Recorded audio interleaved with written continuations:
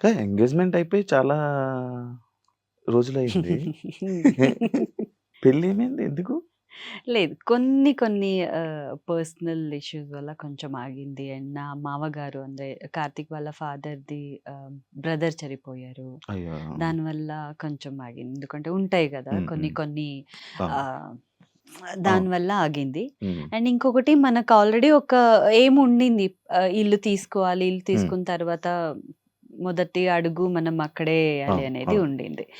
So, దానివల్ల కొంచెం but అంత ఈజీ కాదు కదా! శివ గారు. అవును. అవును. పెళ్లి అనేది అవును. అంత ఈజీనా? ఎంగేజ్‌మెంట్‌కేనే దోల తీరింది.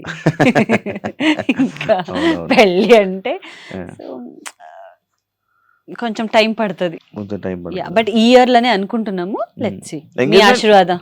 God bless you. Thank you పెద్దవాళ్ళు. వద్దు. అమ్మో! అంతొద్దు.